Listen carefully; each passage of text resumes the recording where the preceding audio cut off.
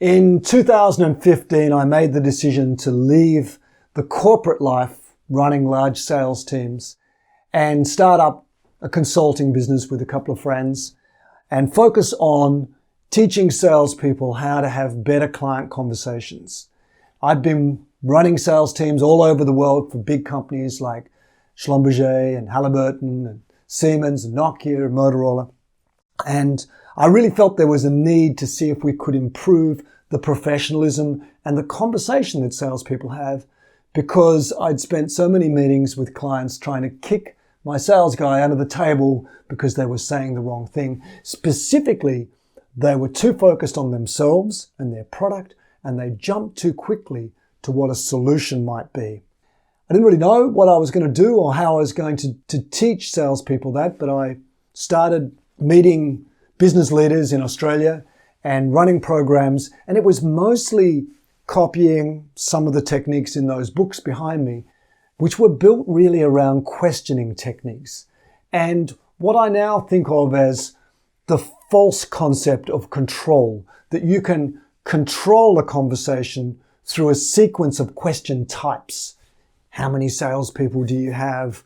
What issues, what challenges are you having? If I could show you how to improve your productivity by 10%, would you be interested in doing this thing, Mr. Client?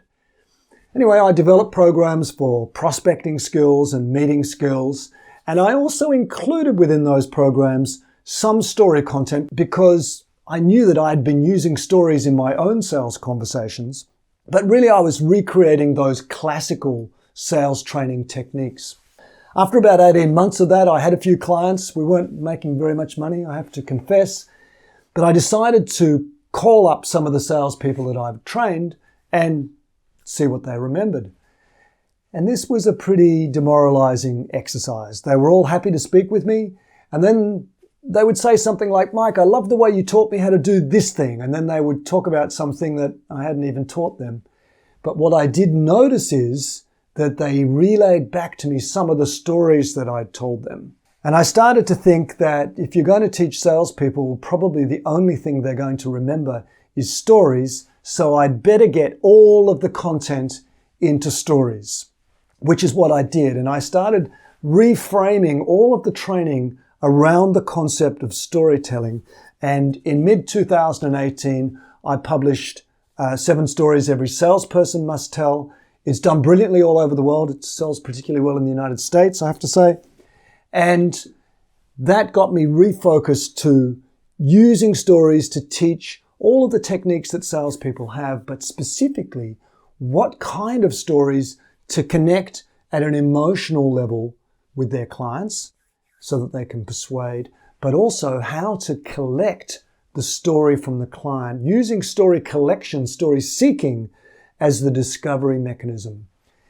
And then in 2019, we released Story Powered Sales. And this book has all of the concepts from 7 Stories book and the history of anecdote storytelling expertise going all the way back to the year 2004. And that book has a completely different way of teaching sales conversation from the lens, from the perspective of storytelling. Absolutely unique. Salespeople love it. The impact is amazing.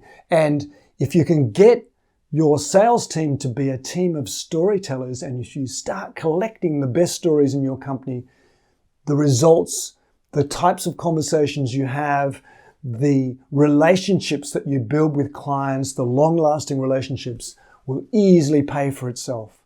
So that's my journey, learning how to use stories as the sales training mechanism, as the way to teach salespeople how to have conversations and how to sell.